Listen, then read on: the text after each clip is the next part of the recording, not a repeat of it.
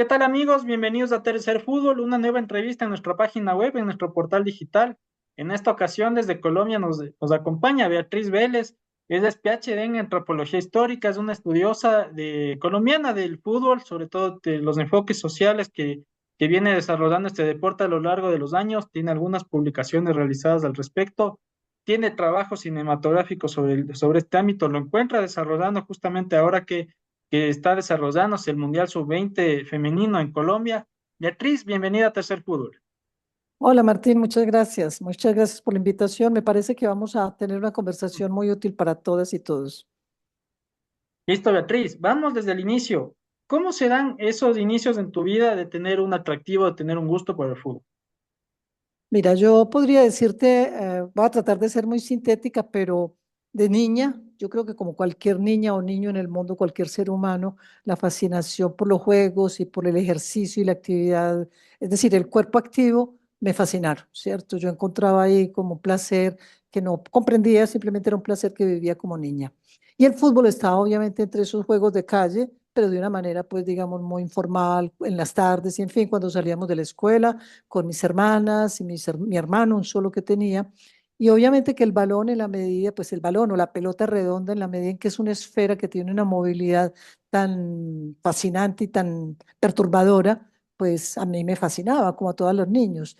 Y la dificultad de controlarla, no solamente con las manos, yo era hábil con las manos, pero también con los pies, era otro reto que me parecía muy seductor y que yo acepté con mucho gusto. Entonces, desde ahí nació, digamos, mi interés por el juego y por el hecho de estar también en grupo, eso era un placer compartido, entonces era fascinante.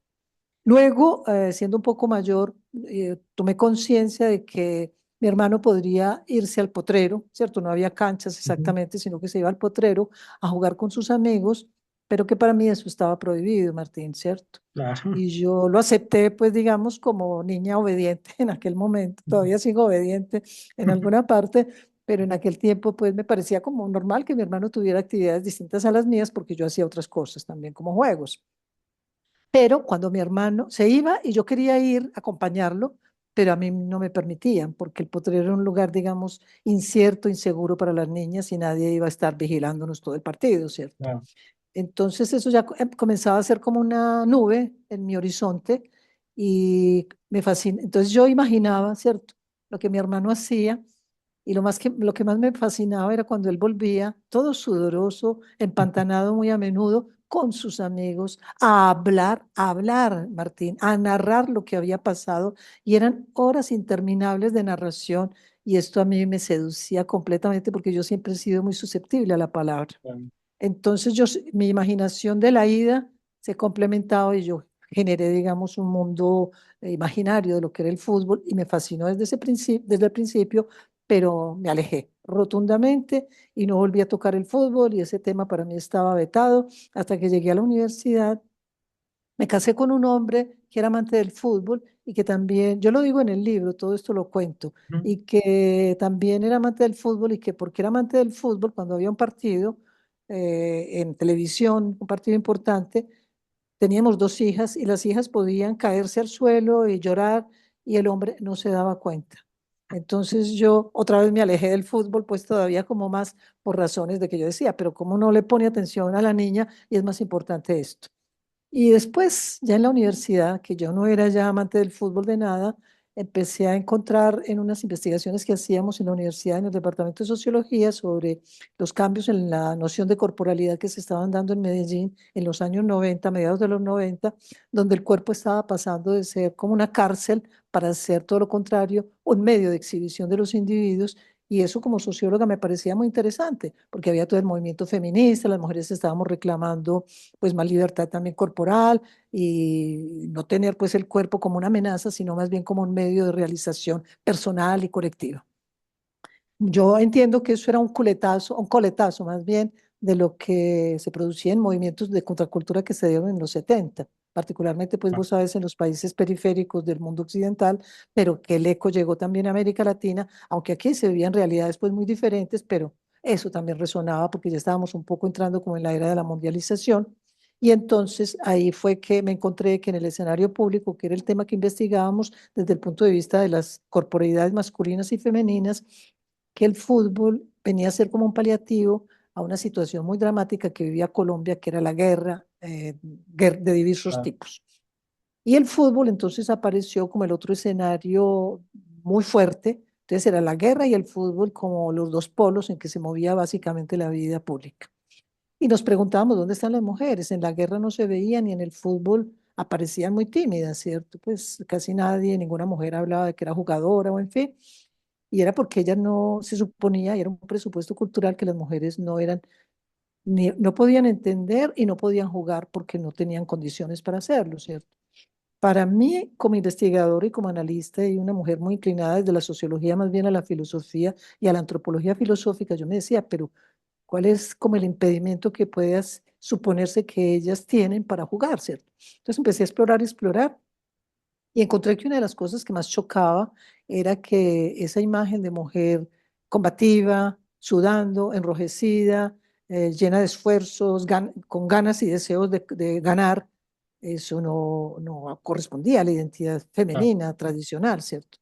Pero nosotras estábamos viviendo una época de afirmación de nosotras como mujeres. Yo incluso pertenecía a la primera cohorte de mujeres que masivamente llegamos a la universidad en los años, comienzos de los 70 o mediados de los 70. Entonces, para mí, pues era como un choque, ¿cierto? Porque yo decía, estamos accediendo a la vida pública, porque ellas no pueden acceder a la vida pública en un orden, pues, digamos, como tan bonito como es el deporte, porque yo amaba, yo he sido muy física también en mis actividades y en mi corporeidad.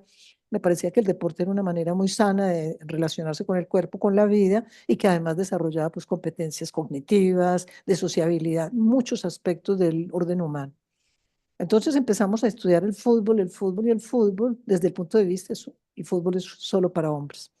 Cuando nos encontramos que en la propia universidad, nosotras no sabíamos eso, la investigación fue la que nos trajo ese nuevo dato, que había agentes femeninos que querían jugar fútbol y que no había condiciones, ni siquiera en la universidad, que se suponía que era un espacio abierto, democrático y más equitativo al menos que la sociedad machista, y que había mujeres estudiantes, pero ellas no tenían condiciones para hacer, digamos, practicar su fútbol. Claro. Entonces, bueno, ya esa complejidad de la prohibición a las mujeres de tanta cosa empezó a llenar como más el vaso de preguntas y obviamente yo comencé a tratar de resolverlas y, desde el punto de vista puramente positivista de la sociología, desde el punto de vista de la filosofía, un poco después, desde el punto de vista conceptual. Algunos años después publiqué un libro y ahí estoy todavía, Martín, hace 30 años. Justamente, ya que introduces tu libro que se titula Fútbol desde la tribuna, pasiones y fantasías, cuéntame un poco cómo se llega a realizar un documento, un estudio del fútbol. A veces muchos académicos rechazan el fútbol, lo ven como algo menor, como algo que no es digno de ser estudiado, de ser analizado. Pero tú, ¿cómo pudiste jugar con eso y plasmarlo en un documento y en un libro que está justamente de tu autoría? Sí, yo en la universidad perdí mucho estatuto, pues lo pongo entre comillas porque no era real, pues tampoco, pero la gente, los colegas y colegas, mujeres y hombres me decían esas cosas de las que vos te interesa, en las que vos te interesas con un cierto desdén, ¿cierto? Esas cosillas más o menos, porque los temas serios en sociología eran la política, la economía y la guerra, ¿sí? Lo otro, pues el cuerpo, me decían esa gente, pues cómo tú te ocupas de gente que no sabe más que sudar, ¿sí? Entonces, eso mostraba, pues, digamos, como el horizonte tan estrecho que se asociaba al juego en general y al deporte en particular. Y para mí, pues, era todo lo contrario, era como un revelador de la condición humana en un espectro grandísimo. Entonces, yo no me dejaba batir por eso y yo, pues, tomaba el pelo y, en fin, y conversábamos, pero yo sentía que había un gran desdén por ese tema, ¿cierto? Pero justamente pues había alrededor mío gente que se interesaba en el tema del cuerpo y en el tema del deporte y porque además, Martín, una cosa que olvidé decirte, en los años 90 empezó a crecer, digamos, como eso que en sociología se llamó en ese momento la deportivización de la sociedad, es decir, que la vida perdía su carácter de ser muy, muy seria para tomarla, digamos, más para gozarla, ¿cierto? Y el cuerpo entraba también en esa ecuación, el cuerpo era para gozarlo y para vivirlo, y la fiesta y el baile, entonces cambiaron un poco como los parámetros culturales y ya cuando yo comencé pues a tomar más en serio el fútbol a finales del siglo pasado, yo escribí pues mi tesis de doctorado sobre ese tema. Yo hablaba de las experiencias límites, ¿cierto? Porque como el tema mío era la corporeidad fundamentalmente, en acción y en reposo también, pero en acción me importaba mucho. Yo como mujer me había interesado muchísimo en el tema de la maternidad, porque me parecía que el tema de la maternidad era como Primero, yo reconocía que la existencia de la otredad era lo que le daba sentido a la identidad propia. Yo nunca me metí en la idea de la identidad cerrada en sí misma. Siempre pensé que la identidad no podría sino construirse en la medida en que había un otro diferente, ¿cierto? Y Claro, que tú actuabas como un otro diferente, pero volvías a ti. Entonces es como en ese diálogo con la otredad que se construye la identidad, sea femenina, masculina, nacional, local, lo que importa. Entonces, para mí era muy interesante el tema de la corporeidad de un ser extraño en mi cuerpo que empezaba a nacer y que yo no conocía, pero que yo sentía viviendo, ¿cierto? Entonces, como te claro, dije, a mí me ha interesado mucho la filosofía siempre y pensaba que eso era como una fuente de conocimiento tan tenaz, porque era una experiencia, pues digamos, muy carnal en mi caso, pero yo quería verbalizarla, yo quería entenderla. Y este tema de la otra edad, entonces, me daba todavía más fuerzas para plasmar también la pregunta por la otra edad en el caso del fútbol, porque es que tú no puedes jugar solo. claro, El juego nunca se hace solo, se puede hacer solo, pero es mucho menos rico que cuando tú lo haces con alguien, ¿cierto? Sea a dos y si es en grupo es mucho mejor, ¿cierto? Y el fútbol tenía esa particularidad, es un juego en equipo y yo creo que ese ha sido uno de los factores que ha impedido también o que ha llevado más bien a creer o a suponer que no es apto para las mujeres porque es que las mujeres en grupo se vuelven todavía más peligrosas que las mujeres individualmente, ¿cierto? Y hay digamos, como una amenaza grande a cierta idea de identidad femenina que quiere dominar ahí y que quiere ser el centro y el eje, digamos, de la relación con la mujer, una relación de dominio, que las mujeres en barra, pues, no, los hombres no pueden soportar, los hombres autoritarios y que se aseguran es simplemente como en ese dominio, en una relación de asimétrica, pues no pueden soportar. Entonces, eso choca mucho, la imagen de la mujer en ganga, porque quiere decir, nosotras nos bastamos, ¿cierto? Nosotras somos suficientes. Y ese tema de la suficiencia femenina a mí me ha interesado mucho, ¿cierto? Entonces seguí, pues yo estaba muy nutrida de todos los hallazgos que hacía en filosofía, en antropología filosófica, en psicoanálisis, en una serie pues de disciplinas anexas a la sociología que me llevaban a decir, no, esta pregunta está correctamente formulada, yo tengo que seguir profundizando en eso.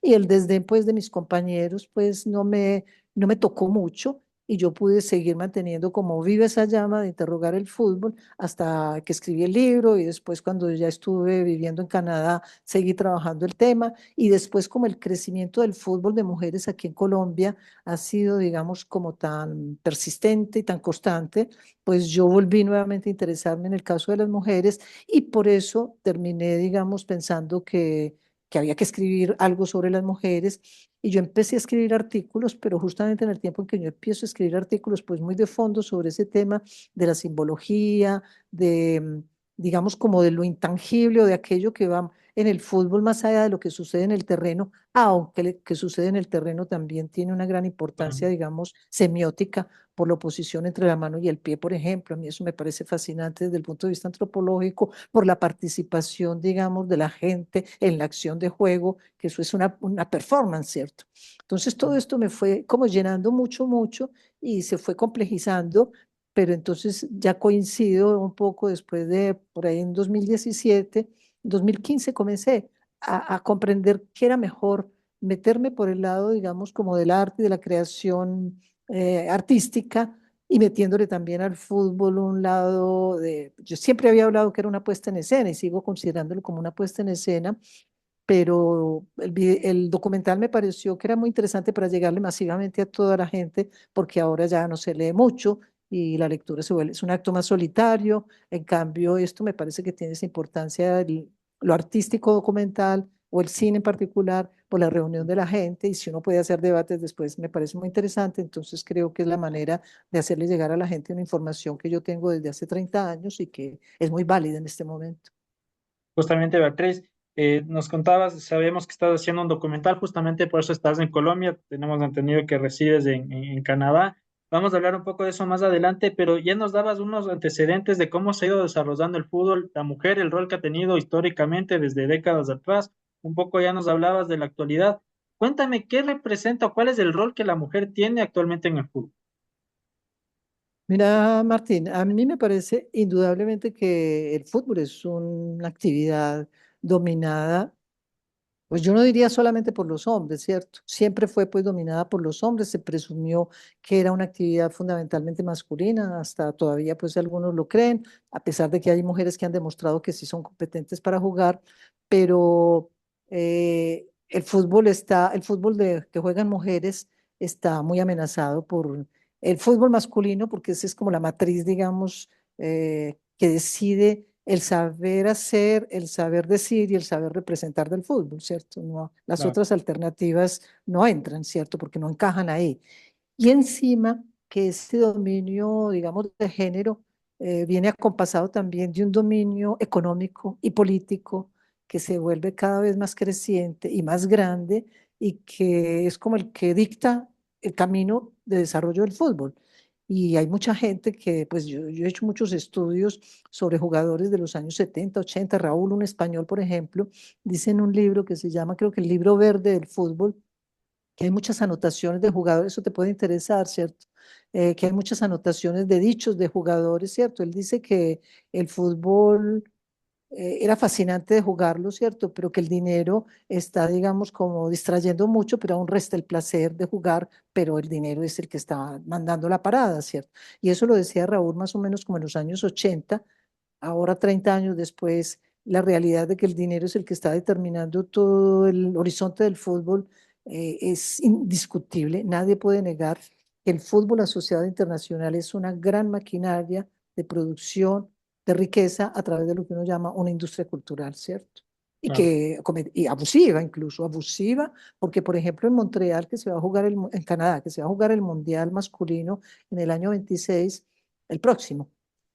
Montreal, que es una ciudad muy cultural y que tiene festivales todo el verano, el fútbol asociado le ha pedido a Montreal que para que sea sede de algunos partidos de la Copa Mundial, pues tiene que renunciar a sus festivales.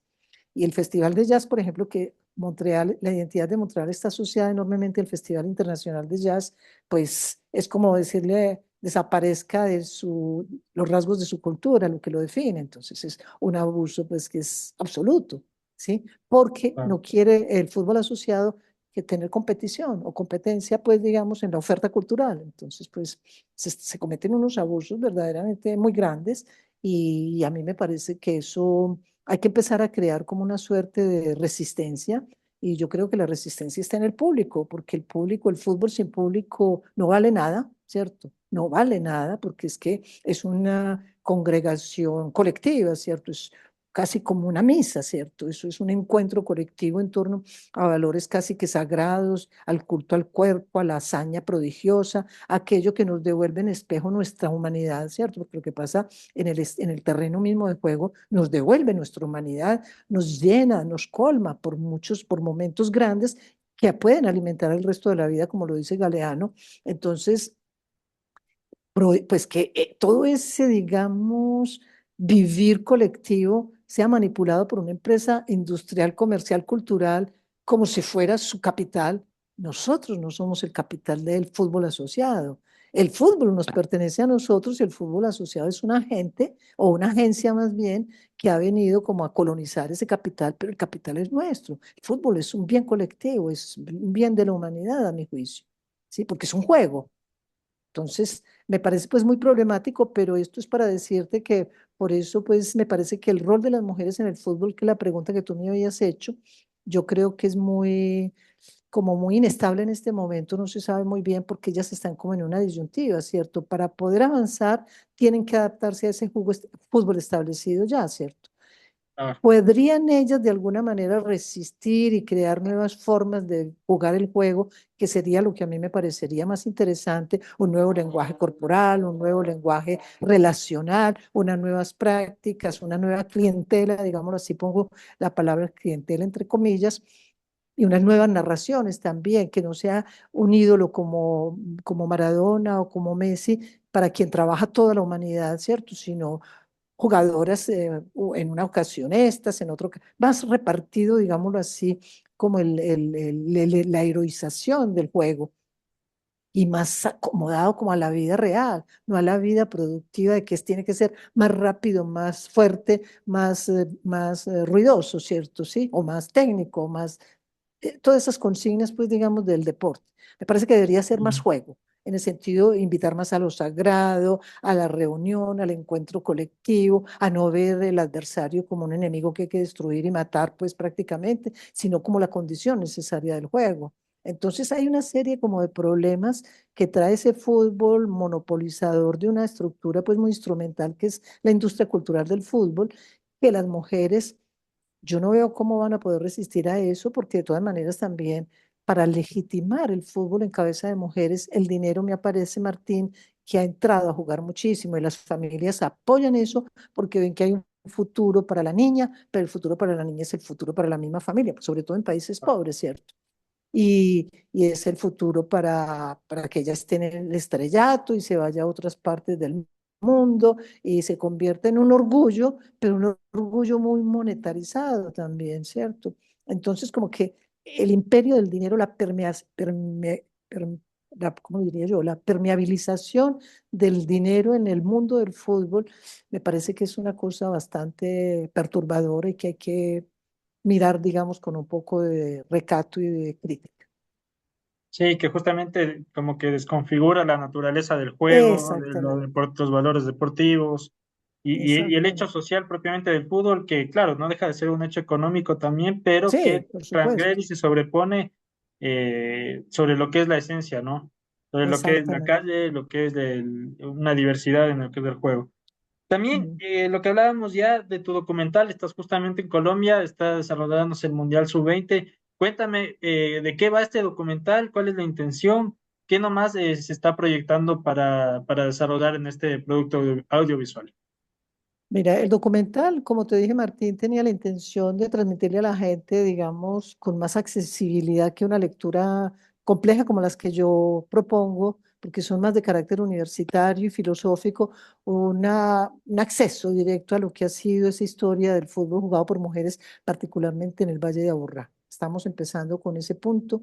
Es el Valle de Aburrá, donde queda Medellín, ¿cierto? El área metropolitana, pero la elección no es solamente accidental por el hecho de que yo estoy en Medellín y trabajo en Medellín. Yo he hecho también investigaciones con mujeres en varios lugares del país y la historia es más o menos la misma, ¿cierto?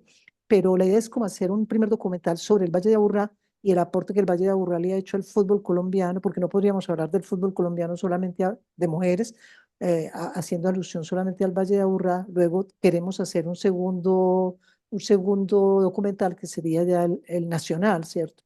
Con ciudades como Bogotá y Cali y otras zonas del país menos visibilizadas, pero donde ha habido como cosas muy interesantes que se han producido, como por ejemplo Santander. Santander es una región muy interesante y está la costa. Entonces, la intención es esa, hacer accesible esa historia pasada de las mujeres eh, que hoy, es decir, es casi como pretender resolver esta cuestión. El fútbol que hoy brilla para honra femenino, que hoy brilla para honra de la nación, para placer de los colombianos y orgullo nacionalista de mujeres y hombres en Colombia, es un fútbol que ha nacido ¿cuándo? ¿Cierto? Nació en el 2022 y 2023 cuando se anunciaron pues estas copas y estas participaciones de mujeres con alguna brillantez. Nació en 2015 cuando ellas jugaron por primera vez, por segunda vez una copa en mundial en Canadá, que jugaron muy bien y llegaron bastante lejos. En 2011 cuando jugaron por primera vez la Copa del Mundo, o nació en 1991 cuando se jugó la primera Copa del Mundo y ellas jugaron solamente en 1998 en nivel internacional la Copa, el campeonato suramericano que hoy es la Copa América, ¿cierto? Eh, es decir, o nació, como tú lo decías, en el 1950, en 1930 o a comienzos del siglo. ¿Cuándo? Es que nació en Colombia de una manera separada como nació en otras partes. Son preguntas que no se han llenado todavía porque la historia de ese fútbol no se ha escrito. Entonces yo llegué a la conclusión de que esa historia que yo conozco es una historia que yo llamo oficiosa, Martín, y que la opongo a la historia oficial. Y digo que es oficiosa porque se ha hecho sobre un lugar donde se nos ha obligado a pararnos, que no está como en un umbral con relación al sistema oficial del fútbol. Se Ujú. nos abre la puerta, pero no completamente. Entonces tenemos como una pierna adentro y otra afuera, o sea que todavía estamos como en el umbral mismo, ¿cierto? No estamos definitivamente en la institución, justamente porque la institución sabe que si entramos definitivamente hay que replantear un montón de presupuestos de funcionamiento de esa institución y no está tampoco afuera porque la institución sabe que ya hay, pues digamos, como un crédito público, además que se está complicando mucho para la institución rechazarnos, porque ya tenemos un crédito público, ya estamos representando a la nación, ¿cierto? Entonces hay como una serie de desafíos muy complicados, ¿cierto? Pero comprender esa historia es comprender, digamos, esa historia oficiosa, es comprender los personajes, los hechos concretos, las condiciones que la marginalidad obliga, en las cuales la marginalidad a la que el fútbol oficial nos ha colocado obligó a las mujeres a asumir para poder mantenerse ahí y desarrollar un fútbol como a ojos ciegos, ¿cierto? Porque no había condiciones de formación. Entonces es Claro, muy lindo porque el documental muestra cómo ellas, es decir, no es un documental de resistencia, de oposición, es un documental de inteligencia, Martín, un documental de un concepto que yo estoy tratando de desarrollar de estrategias resilientes. Es decir, que cuando ellas ven como una pequeña oportunidad, porque alguien se las brinda o porque hay un huequito en el sistema, ellas apoyaron su lucha ahí para ir avanzando un poco más y para ir mirando el horizonte desde un poquito más cerca, ¿cierto? Entonces eso les permitió ir con inteligencia, aplicar la inteligencia, comprender, por ejemplo, que era necesario que ellas se prepararan técnicamente, como el fútbol lo exigía, aunque no tuvieran las condiciones para hacerlo, ¿cierto? Entonces claro. se ponían entre ellas mismas a practicar. Hay una muy bonita, que es una arquera que se llama Sandra Ortiz, que habla de cómo ella practicaba la saltabilidad, y el término me parece hermoso, porque era una arquera pequeña, ¿cierto? Pero ella decía, nadie me enseñó esto, era como una especie de intuición. Entonces es un saber que se ha desarrollado como muy en la práctica directa, con mucha intuición, con mucha inteligencia, con recursos creativos, porque no había las condiciones, y esa historia me parece que es muy bella y que no es la historia lineal, sino una historia llena de agentes y de carne y de todo lo que el fútbol es, de tierra y de fango, y por eso el título del documental es Del fango a la gloria, ¿cierto? Pero no es la gloria, digamos, en el sentido oficial, sino que es la gloria de representar a la nación, fundamentalmente, es más una gloria simbólica, ¿cierto? Entonces el documental pues tiene, digamos, como esa finalidad. Y te digo que se desarrolla en el Valle de Aburrá porque hay 5 mundialistas colombianas que han participado en las 3 copas en las cuales Colombia ha participado, 3 copas del mundo. Y 4 vienen del Valle de Aburrá. Y todas han sido formadas en un club que existe aquí, que seguramente tú has oído nombrarlo, que se llama Formas Íntimas. Es un club de mujeres creado por mujeres con una perspectiva. Ellas no dicen feminista, pero para mí son feministas porque están luchando porque las mujeres tengan un espacio justo en la sociedad, porque las oportunidades de formación y de recursos que puede haber para el desarrollo del fútbol se repartan equitativamente, porque la dirección del fútbol se le concede a las mujeres, ¿cierto? Ellas no luchan todavía por eso, pero a mí me parece que ellas deberían ser quienes deberían estar orientando el futuro del fútbol jugado por mujeres, porque ellas son las que conocen cómo han vivido las mujeres, cómo se le habla a las mujeres, quiénes son las mujeres. Claro. Entonces me parece que es como lo mínimo. El fútbol oficial no tiene ni idea, ni siquiera conoce esta historia. Yo creo que sería muy bueno que al fútbol oficial les llegara mi documental para que aprendieran, digamos, que la historia es muy distinta a la historia de las mujeres. Es una historia de marginalidad, pero es una historia rica enormemente en hechos y en fenómenos y en ir y venir y en frustración, pero en alegría. Entonces es una historia muy viva, es casi como la vida, Martín. Una historia que va y viene como entre el placer y el dolor, como la vida, entre el Sí, sufrimiento, entre el arriba y el abajo. Entonces a mí me parece que es un fútbol extraordinariamente rico porque trae muchas enseñanzas desde el punto de vista también colectivo. Entonces la pretensión del documental es pasarlo para que la gente aprenda esa historia, que no es una historia simplemente como paralela, sino una historia distinta, claro. oficiosa, de hechos concretos y de la que se pueden sacar enseñanzas muy enormes porque ese factor, por ejemplo, del que hablábamos antes, de la colectividad, allí está muy presente, que nosotras la llamaríamos en feminista sororidad, ¿cierto? Porque eso viene de un concepto, de un término francés que es sœur. Nosotras somos sœur, es decir, hermanas entre nosotros, de la hermandad femenina, ¿cierto? Sería un poco eso. Que existe como hermandad masculina, porque la hermandad masculina en el fútbol está clara, ¿cierto? Hay una fratría masculina, claramente en el nombre del Padre. Nosotras queremos inaugurar una fratría femenina en el nombre de la madre, pero como somos todos y todas hijos de madre y padre, pues entonces estamos complementando la parte que faltaba. Beatriz, me quedan pocos minutos, 3 minutos para ser exacto, de manera muy breve. Hemos hablado pasado, presente de alguna manera, ¿y cuáles son tus perspectivas a futuro del fútbol femenino? Pues mira, Martínez, son esas que están paradas en un terreno, como yo te decía, todavía muy inestable porque no se sabe muy bien cómo ese factor dinero va a entrar a jugar en favor o en disfavor de un desarrollo de un fútbol femenino autónomo de ese fútbol que se ha generado en el nombre del padre, ¿cierto? Yo diría un fútbol más focalizado pues en la simpatía por el otro, es decir, en el placer que el otro te propicia de poder jugar, de reconocerlo como tu hermano, que la identidad, pues digamos, de una camiseta no te da como autoridad para querer eliminar al otro porque tiene otra manera, pues, de sentir o de adhesiones. Eso no le quita nada a tu placer, ¿cierto?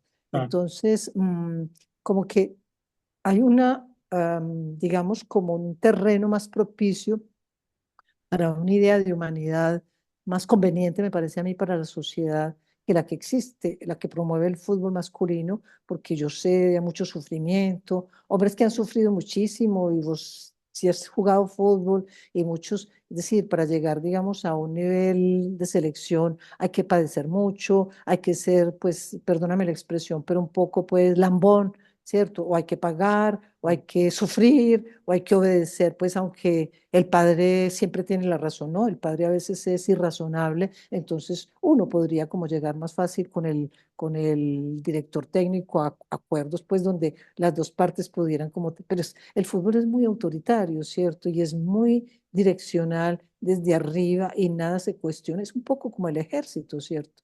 sí. Entonces a mí me parece que esa mentalidad pues como tan militar en una cosa que es tan carnal, tan viva, tan llena de emociones, tan llena de amor por la vida y no por la muerte, ¿cierto?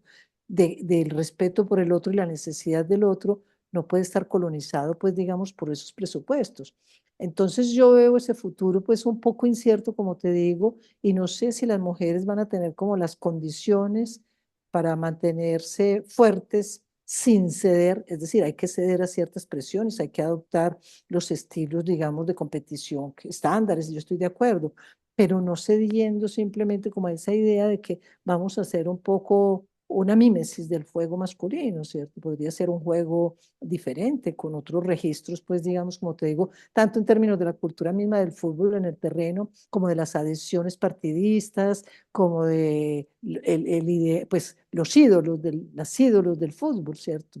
Los salarios, una equidad más grande entre los salarios y no una separación tan grande entre el ídolo grande, pues que distante, distante pues completamente del otro, ¿cierto? Porque son seres humanos, pues por sus mismas condiciones en general parecidas, ¿cierto? Entonces, sí, que haya pues digamos como unos premios a los que funcionan mejor, pero no que sea automático, porque pues también los ídolos caen, ¿cierto? Entonces yo creo que hay Totalmente. como una idea de humanización muy bonita en el fútbol femenino, pero ¿cuánto se va a poder, digamos, materializar esto? Yo tengo muchas dudas. Beatriz Vélez, en Tercer Fútbol, desde Colombia, desde Canadá también, que es su lugar de residencia, nos acompaña en esta entrevista. Beatriz, siempre bienvenida. Muchas gracias por tus criterios, por tus conceptos. Nos hemos nutrido bastante sobre el fútbol y otra visión de este deporte. Gracias, Martín. Entonces, hasta una próxima. Muchas gracias. Bueno, chao.